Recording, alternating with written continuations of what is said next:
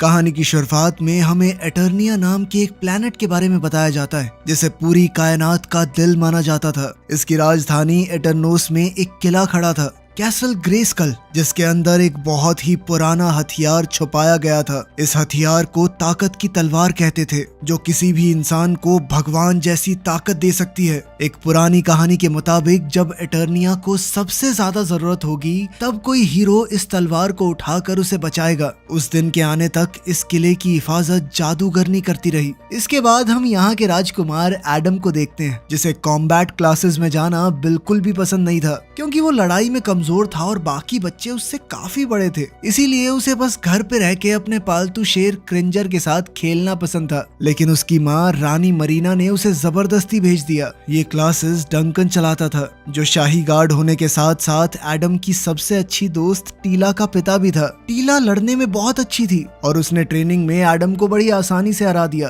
तभी राजा रैंडोर अपने बेटे को देखने आया और ये देखकर मायूस हो गया कि उसका बेटा इतना कमजोर है। उसने एडम को असली तलवारों से लड़ने पर मजबूर किया और फिर जोरदार वार करके उस बेचारे बच्चे को गिरा दिया। फिर रेंडोर ने एडम से ये बुलवाया कि इस दुनिया में कमजोरों के लिए कोई जगह नहीं होती। बाद में टीला ने एडम को समझाने की कोशिश की कि कोई बात नहीं, जैसे भी हैं पापा हैं तुम्हारे। पर तभी उनका ध्यान कैसल ग्रेस्कल की तरफ गया, जहां जादूगरनी चमक रही थी। अचानक आसमान में दुश्मन जहाजों का एक बड़ा झुंड आ गया। वो लोग शहर में धड़ाधड़ बम बरसाने लगे, तो डंकन ने फौरन अपनी आर्मी को उनसे लड़ने भेज दिया। जैसे ही दुश्मन महल के पास उतरे, शाही गार्ड्स में से कुछ खास सिपाही सामने आए, जिन्हें हीरोइक वॉरियर्स कहते थे। रैम मैन ने सीधा अपने जोरदार सर की टक्कर से हमला किया। मैकानेक ने अपनी गर्दन लंबी करके कई दुश्मनों को गिराया और फिर फिस्टो ने अपने लोहे के हाथों से धड़ाधड़ मुक्के बरसाए। पूरे शहर में जब हिंसा फैल गई तब डंकन ने टीला और शाही परिवार को इस लड़ाई के बीच से निकाला। उसके गार्ड्स जल्द ही मारे गए, फिर भी वो अकेला ही कई दुश्मनों से भिड़ता रहा। एक गलियारे में उसका सामना खतरनाक ट्रैप जॉ से हुआ, तो डंकन ने बाकियों से कहा कि आप लोग आगे जाइए, मैं इसे संभालता हूँ। लड़ाई शुरू हुई और दोनों ने कमाल की ताकत दिखाते हुए एक दूसरे पर बिना रुके वार किए। जब लड़ाई और खूंखार हुई तब लीला छुपकर वापस उसे देखने लगी।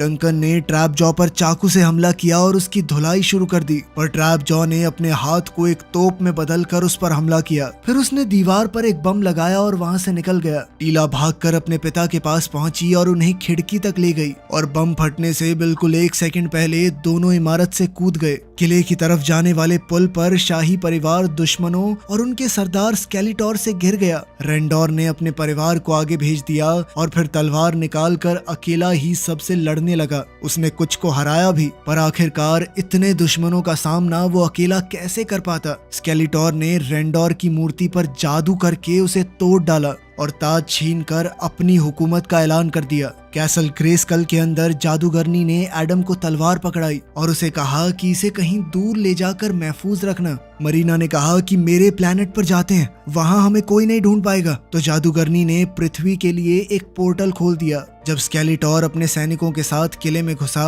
तब मरीना एडम को बचाते हुए खुद जादू की चपेट में आ गई। जादूगरनी ने एडम से कहा कि राजकुमार जल्दी से यहाँ से चले जाइए। फिर उसने एक जादुई शील्ड बनाकर स्केलेटोर के अगले वार को रोका। जैसे ही वो एक चिड़िया में बदलकर वहां से निकली, एडम पोर्टल के आर पार चला गया और उस जबरदस्त ताकत ने तलवार को उससे दूर खींचकर उसे एक झील में गिरा दिया। अब 15 साल बाद हम अमेरिका के अंदर एक जवान हो चुके एडम को देखते हैं, जो एक डेट पर लड़की को अपनी यही कहानी सुना रहा था। जाहिर सी बात है कि लड़की ने उसे पागल समझा और तुरंत वहां से चल दी। जब एडम घर पहुंचा तो उसके रूममेट हुसैन ने उसे समझाया कि भाई ये कहानी सुनाना प्लीज बंद कर दे और लोगों को बस इतना बता दिया कर कि एक एक्सीडेंट में मेरे मॉम डैड की डेथ हो गई थी। उसकी बातों से लगता है कि हुसैन भी उसकी बातों पर यकीन नहीं करता, लेकिन एडम अपनी पहचान भूलने को बिल्कुल भी तैयार नहीं था। अपने कमरे में एडम ने रैम मैन की वो ड्राइंग देखी जो कि उसने स्कूल में बनाई थी। एक फ्लैशबैक में दिखाया जाता है कि एडम ने ये ड्राइंग अपनी क्लास में एक सच्ची कहानी बताकर दिखाई थी, तो सब बच्चे हंस पड़े और टीचर ने उसे झूठ बोलने के लिए बहुत डांटा। फिर एडम ने अपने घर और परिवार की सालों से बनाई सारी ड्राइंग्स का एक डब्बा निकाला और उन्हें देखकर वो बहुत ज्यादा उदास हो गया। अगले दिन एडम अपनी बेरंग सी नौकरी पर गया जो एक एचआर कंपनी में थी, जहाँ बस एक ही रूल था कि हर वक्त मुस्कुराते रहना है, बिल्कुल भी झगड़ा नहीं करना। जब भी मौका मिलता वो अपने ऑफिस के कंप्यूटर पर इंटरनेट पर अपनी तलवार खोजने में लग जाता। आखिरकार उसकी बॉस ने उसे रंगे हाथों पकड़ लिया और काम न करने के लिए खूब डांटा। उसने धमकी दी कि अगर तुमने तलवारों के बारे में सोचना बंद नहीं किया तो मैं तुम्हें निकाल दूंगी। लेकिन एडम ने ये सब अनसुना कर दिया क्योंकि उसे किसी का मैसेज मिला था कि उसके पास एक तलवार है। एडम फौरन उस पते पर पहुंचा जो उस आदमी ने दिया था और वहां पर उसे एक कॉमिक स्टोर मिला। अंदर जाकर उसने देखा कि उसकी तलवार किसी मूर्ति का हिस्सा बन चुकी है। जब उसने तलवार को निकालने की कोशिश की तो तलवार बाहर आने से मना कर रही थी और वो मूर्ति उसके ऊपर आ गिरी। एक कस्टमर एडम की ये सारी हरकतें रिकॉर्ड कर रहा था और काफी मेहनत के बाद आखिरकार एडम ने वो तलवार खींच निकाली। एडम ने तलवार को एक्टिवेट करने वाला वो जादुई शब्द बोला, लेकिन कुछ भी नहीं हुआ। उधर से दुकानदार आ गया कि मेरे नुकसान की भरपाई कौन करेगा, लेकिन एडम उसकी बातों को अनसुना करते हुए वहां से भाग गया, जबकि दुकानदार पीछे से बोलता रहा कि ये तलवार बेचने के लिए नहीं रखी। उसका जोश इतना ज्यादा था कि गाड़ी चलाते हुए वो कई चीजों पर से गुजर गया। एडम बहुत एक्साइटेड था और बिना किसी भी चीज पर ध्यान दिए वो गाड़ी को दौड़ाने लगा। घर पर एडम ने तलवार से गिड़गिड़ाते हुए कहा कि कुछ तो कर, कोई फायदा नहीं हो रहा तेरा। अगली सुबह दो पुलिस वाले चोरी के इल्जाम में उसे गिरफ्तार करने पहुंचे। फिर स्टेशन के रास्ते में पुलिस की गाड़ी एक ट्रैफिक जाम में फंस गई। तभी अचानक लोग घबराकर भागने लगे और एडम ने देखा कि बीस्ट मैन शहर पर हमला कर रहा था। एडम को देखते ही वो पुलिस की गाड़ी पर कूदा और दरवाजा नोच डाला। एडम ने झट से तलवार पकड़ी और खिड़की तोड़कर भाग निकला। बीस्ट मैन हाईवे पर उसका पीछा करने लगा और खाने के डिब्बे फेंक कर उसे गिरा दिया। फिर बीस्ट मैन ने उसे एक ट्रक पर दे मारा, जिससे तलवार उसके हाथ से छूट गई। जब बीस्ट मैन एडम को मारने ही वाला था तभी किसी ने उसके सीने में गोली मारी। अचानक एक औरत बीच में कूद पड़ी और अपने हथियार से बीस्ट मैन पर कई वार करके फिर गोली चलाई, जिससे वो हाईवे से नीचे जा गिरा। जब उस औरत ने मुड़कर एडम को उसके नाम से पुकारा तब उसे एहसास हुआ कि ये तो टीला है। लेकिन इससे पहले कि वो एक दूसरे से ढंग से मिल पाते तभी अचानक से बीस्ट मैन ने टीला पर हमला कर दिया, लेकिन टीला ने उसे गाड़ी के दरवाजे से दूर फेंक दिया। फिर उसने तलवार उठाई और एडम के साथ छिप गई,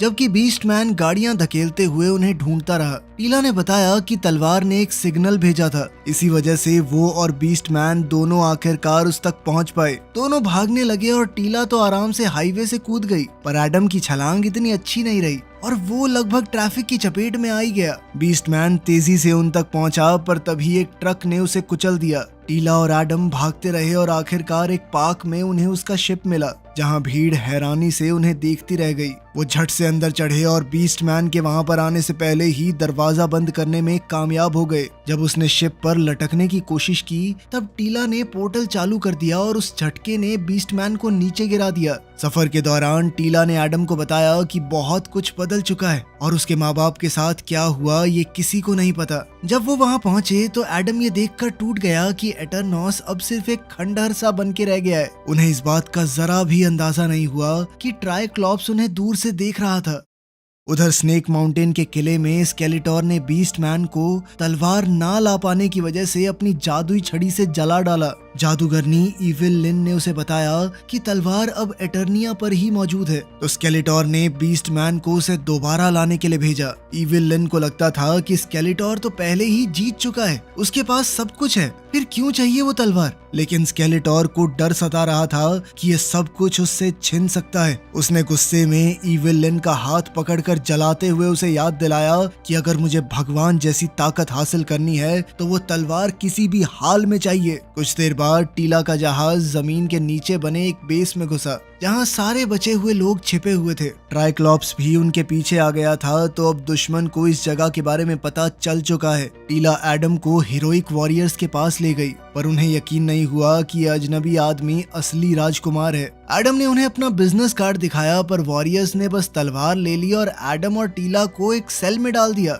वहां उन्हें एक सोया हुआ शराबी और रोबोटो मिला, जो एक ऐसा रोबोट था जो 20 सिपाहियों के बराबर ताकतवर माना जाता था। तभी दुश्मन के जहाजों ने बेस पर हमला कर दिया। टीला ने चीखें सुनी और दरवाजा तोड़ने की खूब कोशिश की, पर वो नाकाम रही। एडम ने रोबोटो से मदद मांगी तो उसने बस चलते चलते ही आसानी से दरवाजा तोड़ दिया। निकलने से पहले टीला ने उस शराबी को जगाया, जो असल में डंकन था। जैसे ही उन्होंने उसे थोड़ा होश में लाने के लिए चेहरे पर पानी फेंका तो डंकन ने एडम के जूतों पर उल्टी कर दी। जब डंकन उनके साथ जाने से मना करने लगा तब रोबर्टो उसे उठाकर बाहर ले गया। सब लोग मिलकर मार्केट के बीच से भागे, जबकि चारों तरफ धमाके हो रहे थे। तभी स्केलेटोर की भी एंट्री हो गई। जब रैम मैन गिरा तो उसने भागते हुए एडम को तलवार थमाई और वापस लड़ाई में कूद गया। टीम हर कोने पर गोलियों से बचते हुए आगे बढ़ी और आखिरकार एक गुफा तक पहुंची, जहां टीला तो एकदम स्टाइल में फिसलते हुए नीचे उतरी, लेकिन बाकी सब थोड़ा बेढंगे तरीके से। फिर वो कुछ डिब्बों के पीछे छुपे और उन्होंने देखा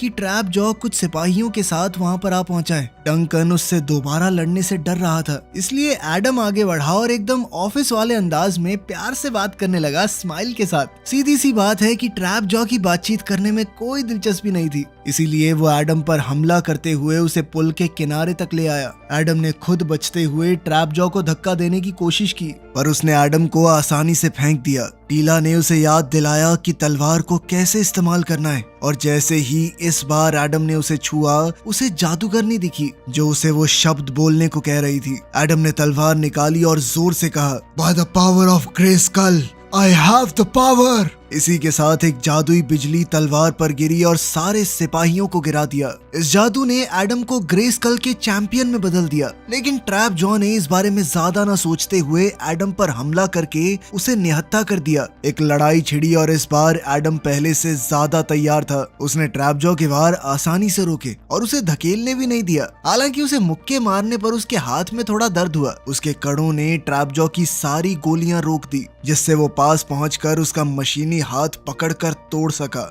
अब वो इसी हाथ से सारे सिपाहियों को मारने लगा। इसके बाद उसने तलवार वापस ली और टीला की शिप में भाग निकला, जबकि स्केलेटोर गुस्से से ये सब देखता रह गया। उसने अपने आदमियों की नाकामी पर उन्हें डांटा और हीरो के पीछे भेज दिया। जल्दी ही दुश्मन का बेड़ा टीला के शिप का पीछा करने लगा और उस पर कुछ लेजर दागे, जिससे शिप को बहुत नुकसान पहुंचा। टीला ने मौका देखते हुए जहाज को आसमान में ऊंचा उड़ाया, पर वो दोबारा टकरा गया और उसमें एक बड़ी तरेड़ पड़ गई। जब एक दुश्मन जहाज ने कॉकपिट पर सीधा हमला किया तब टीला ने एडम को पीछे भेजा, जहां उसे एक एयर बाइक मिली। उसे वो चलानी नहीं आती थी तो थोड़ा टाइम तो लगा, लेकिन आखिर में उसने उड़ान भरकर दुश्मन को अपने पीछे लगा लिया। उसी वक्त टीला ने एक पंख से कॉकपिट पर हमला करने वाले सिपाही को मारकर हटा दिया। बदकिस्मती से दरार इतनी बड़ी थी कि शिप गिरने लगा। इसी बीच एडम की बाइक भी टकरा गई और उसका उस पर से कंट्रोल छूट गया। बाइक के उलटने पर उसने खुद को गिरने से बचाया और पेड़ को पकड़कर निकलने की कोशिश की, लेकिन बाइक उसे फिर भी घसीटती रही।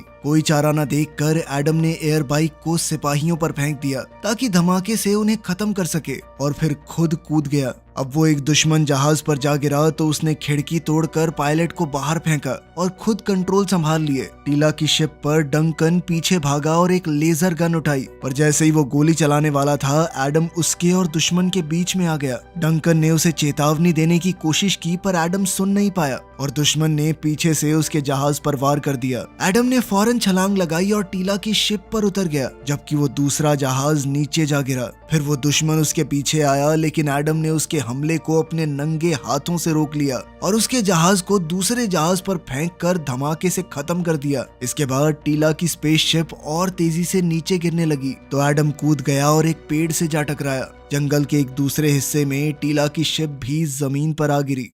इसी दौरान स्केलेटोर ने बेस पर कब्जा कर लिया और धमकी दी कि अगर बचे हुए लोगों ने अपना मुंह नहीं खोला तो वो सबको मार देगा। शुरुआत में किसी ने मुंह नहीं खोला तो स्केलेटोर ने जादू से एक हमला करते हुए एटर्नियन योद्धा को मार डाला। जब वो दूसरे को मारने वाला था तब फिस्टो ने बता दिया कि ग्रेस्कल का चैंपियन राजकुमार एडम ही है। फिर स्केलेटोर ने अपने आदमियों से कहकर बाकी सबको बंदी बना लिया। जंगल में टीला ने डंकन को शिप के पास ही रुकने को कहा और खुद एडम को ढूंढने चली गई। तभी डंकन को डैड्स लिखा हुआ एक डब्बा दिखा, जिसे खोलकर उसे अपना पुराना कवच मिला। उधर एडम की आंख खुली और उसे जादूगरनी की आवाज सुनाई दी, जो उसे इटर्निया पर फिर से अमन चैन कायम करने के लिए कह रही थी। उसकी तलवार पर एक चिड़िया बैठी थी, पर जैसे ही एडम ने उसे छूना चाहा तो वो उड़ गई। उसी पल टीला ने उसे ढूंढ लिया और वापस अपने जहाज तक ले गई। यहाँ डंकन अपनी दाढ़ी वाड़ी काट के बढ़िया कवच पहने खड़ा था, एकदम तैयार। टीला ने सोचा पापा ने शराबी वाली जिंदगी छोड़ दी।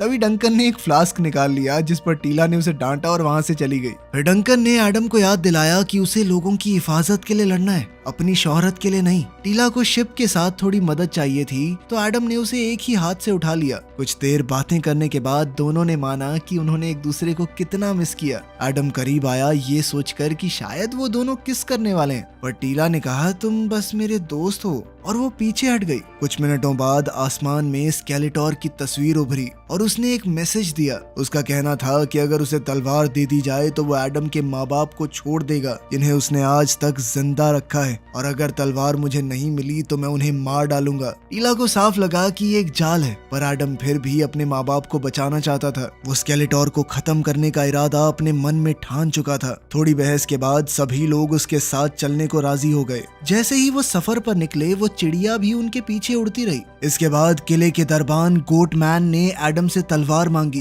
पर एडम ने कहा कि वो इसे सिर्फ स्केलेटोर को ही देगा। जिसके बाद इविल लिन ने गोटमैन से कहा कि एडम को हमारे सरदार तक ले जाओ, जबकि बाकी दल का ख्याल वो खुद रखेगी। जब एडम को स्केलेटोर मिला तो उसने पीछे से हमला करने की तैयारी की, पर तभी स्केलेटोर पीछे हटकर रेंडोर को सामने ले आया। उसने कहा कि मैं आखिरी बार बोल रहा हूँ, तलवार मुझे दे दो, लेकिन एडम ने इनकार कर दिया। इस पर स्केलेटोर ने अपने खास योद्धाओं को बुलाया। एडम बिना हिचकिचाए एक साथ उन सब से लड़ने लगा और अपनी गजब की ताकत दिखाई। निहत्था होने पर उसने एक सिपाही को ही हथियार बनाकर बाकी सबको जमकर मारा। उनमें एक ऐसा राक्षसी सिपाही भी था जिसके बदन पर कांटे लगे थे। उसका इस्तेमाल भी एडम ने वार करने के लिए किया। जब आखिर में उसे अपनी तलवार वापस मिली तो दुश्मनों ने उसे तुरंत घेर लिया, पर एडम एक झटके की लहर के साथ उठा और सबको दूर धकेल दिया। लड़ाई चलती रही और एडम ने हर योद्धा को संभाला, चाहे उसकी ताकत कितनी भी अजीबोगरीब क्यों ना हो। रेंडोर ये सब कुछ देखता रहा और आखिरकार उसे अपने बेटे पर गर्व महसूस हुआ।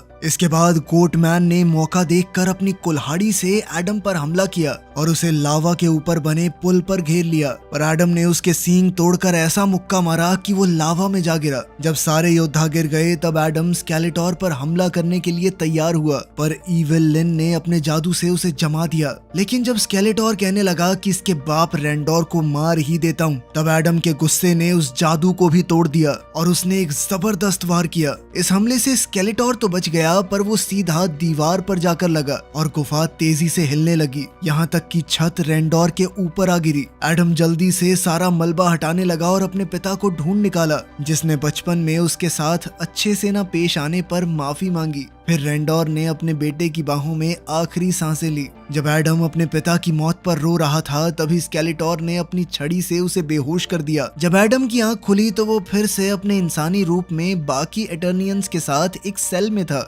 मरीना भी वहीं पर थी, तो एडम ने अपनी माँ को गले लगाकर ये बुरी खबर सुनाई।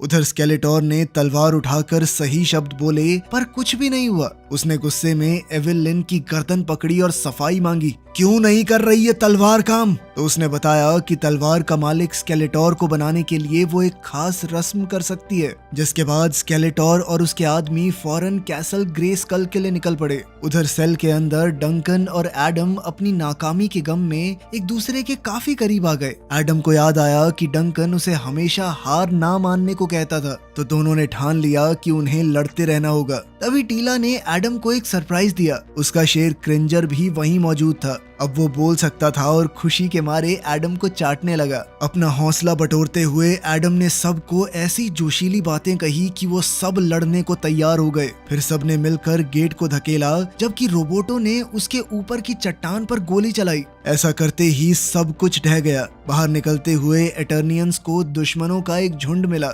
लेकिन एटरनॉस के योद्धाओं ने अपनी ताकत से सबको खत्म कर दिया। इसके बाद वॉरियर्स ने दुश्मन के जहाज चुराए और एटरनॉस लौटकर उन सारे सिपाहियों से लड़ने लगे जिन्होंने उनके प्यारे शहर पर कब्जा कर रखा था। एक खूंखार लड़ाई छिड़ गई और हीरोइक वॉरियर्स एक के बाद एक दुश्मनों को बिना रहम किए गिराते गए। अब एडम अपने साथियों के साथ कैसल ग्रेस्कल की तरफ बढ़ा। वहाँ डंकन ने टीला और एडम से कहा कि तुम लोग आगे बढ़ो, जबकि वो खुद पुल की हिफाजत करेगा। क्रिंजर थोड़ा डरा हुआ था, पर एडम ने कहा कि तू शेर है, शेर। जिसके बाद वो क्रिंजर की सवारी करते हुए आगे बढ़ा। किले के अंदर स्केलेटोर ने तलवार को उसकी असली जगह पर रखा। तभी हमारे हीरोज अंदर घुसे और क्रिंजर ने गार्ड्स को मार दिया। एडम ने मौका पाकर ऑल्टर पर छलांग लगाकर तलवार वापस ले ली, जबकि टीला ने एविल लिन पर हमला किया। इविल लिन ने अपने जादू से टीला को जमाने की कोशिश की, लेकिन फिर भी उसने वो जादू तोड़कर लड़ाई जारी रखी। बीस्ट मैन भी आ पहुंचा और उसने क्रिंजर पर अपना चाबुक चलाया, पर क्रिंजर ने उस पर अपने दांतों से हमला किया।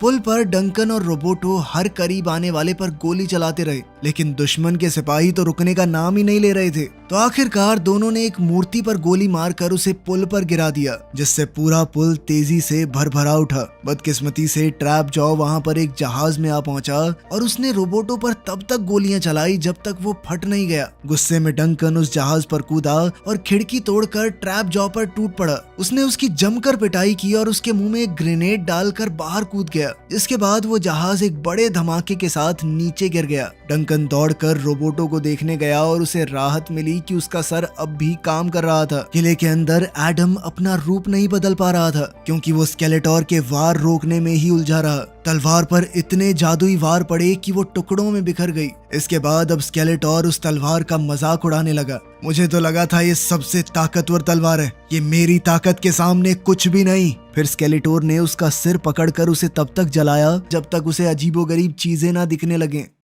एक जिम में स्केलेटोर ने उसे कमजोर कहकर उसका मजाक उड़ाया, जिसके बाद उसने कुछ वेट्स फेंककर उसे अगले भ्रम में धकेल दिया। इसके बाद एक रेस्टोरेंट में एडम की वो डेट अचानक उसकी कहानी में दिलचस्पी लेने लगी, पर तभी अचानक वो स्केलेटोर में बदल गई, जिसने एडम को बालों से घसीटा और रास्ते में आने वाले सभी लोगों को मारता रहा। इसके बाद एडम को उसकी मेज पर पटका गया और उसकी बॉस ने उसे मीटिंग के बारे में याद दिलाया। स्केलेटोर एकदम फॉर्मल कपड़े पहने हुए आया और एडम की गर्दन पकड़कर बोला कि वो कभी हीरो नहीं बन सकता और एटर्निया को राख होने से अब कोई नहीं बचा पाएगा। हकीकत में लौटकर स्केलेटोर ने एडम के शरीर में तलवार का एक टुकड़ा घोंप दिया और फिर उसे एक भ्रम के अंदर वापस फेंक दिया। यहाँ पर हुसैन ने उसका हालचाल पूछा और कहा कि भाई देख, रेंट दे देना, ठीक है। एडम ने अपनी पुरानी ड्राइंग्स देखी तो उसे उनमें जादूगरनी की एक ड्राइंग भी मिली। तभी सारे कागज उसके चारों तरफ उड़ने लगे। फिर वो चिड़िया उसके कमरे में आई और बोलने लगी, जिससे साबित हो गया कि वो जादूगरनी ही थी। उसने समझाया कि तलवार के कोई मायने नहीं है।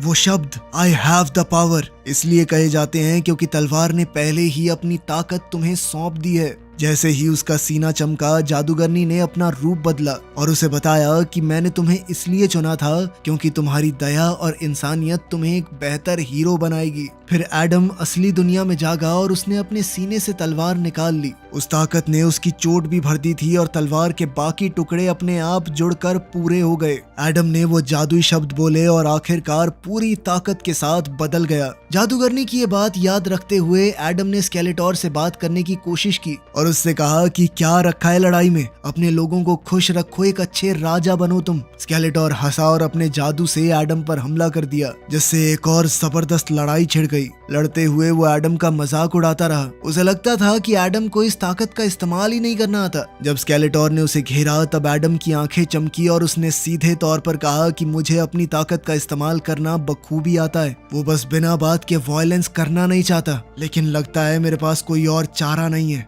इसके बाद उसने बिना रुके स्केलेटोर की पिटाई शुरू कर दी। एक खंबे पर उसे पटकने के बाद एडम ने अपनी मुट्ठी में ताकत भरी और उसे एक आलू की बोरी की तरह इधर उधर पटकता रहा। अपने सरदार को हारता देख इविल लिन किला छोड़कर भाग गई। स्केलेटोर ने एडम पर जादू से हमला करने की कोशिश की, लेकिन कोई असर नहीं हुआ। हारने के डर से हताश हुआ स्केलेटोर बात करने को राजी हो गया। तब एडम ने उसकी छड़ी पकड़ी और उसमें तब तक ताकत भरी जब तक वो फट नहीं गई। इससे एक जबरदस्त लहर पूरे इलाके में फैल गई। स्केलेटोर का शरीर भी फट गया, बस पीछे उसकी खोपड़ी रह गई। फिर एडम अपने दोस्तों से मिला और वो सब मिलकर वहां से निकल पड़े। 6 महीने बाद एटरनॉस लगभग पूरी तरह दोबारा बस चुका था और मरीना फिर से रानी की गद्दी पर लौट आई। रोबोटो को एक नया शरीर मिल गया और हुसैन को भी आखिरकार इस शहर में लाया गया ताकि वो एडम की कहानी पर यकीन कर सके। जब रोबोटो को एक गांव से मदद का सिग्नल मिला तब एडम ने खुद को बदला और क्रिंजर पर सवार हुआ, जिसने अब एक कवच भी पहना हुआ था। अब एडम लोगों की मदद ही मैन के नाम से करने लगा। वीडियो पसंद आई तो लाइक कर देना, चैनल को सब्सक्राइब कर लेना। मिलते हैं अगली वीडियो में।